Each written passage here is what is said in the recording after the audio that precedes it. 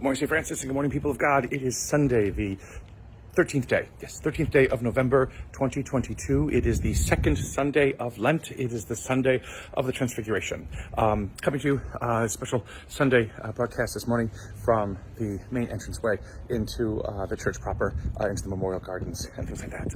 Again, doing special Sunday reflections just because it's Lent, and probably do it also for Easter. So today, second Sunday of Lent, again, always the Sunday of the Transfiguration. Why? Well, because, again, Jesus is transfigured into glory before the eyes of Peter, James, and John, and it is wonderful to behold. And Peter gets a little bit crazy with his ideas of making it into a sideshow and creating booths and things like that. But the understanding is always that, again, Lent leads us to resurrection. It leads us to new life. It leads us to new hope. It is not about pain and suffering. It is not about sins and sinfulness. It is not about trying to give God a pound of flesh for 40 days so that God can be less offended at us and somehow be appeased or reconciled because we are so awful and a disgrace of an existence or whatever it is. As so many people have come to think, and so many erroneous ideas of Lent have been let out into this world.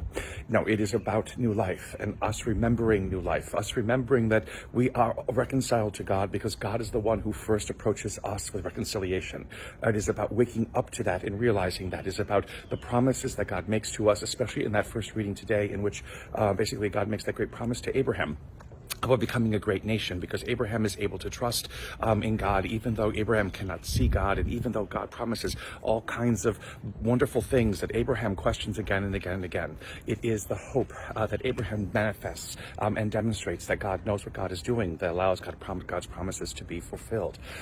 In that way, during the season of Lent, we are reminded again and again to remember the promises that God makes to us, and that what God promises does not come to nothing. What God promises does not become void. What God promises does not end up in hopelessness and despair. But what God promises is revealed, and in ways we would not imagine, in ways we cannot imagine, but in ways we must be always attentive to embracing and to realizing in this world. And may the Lord give you his peace.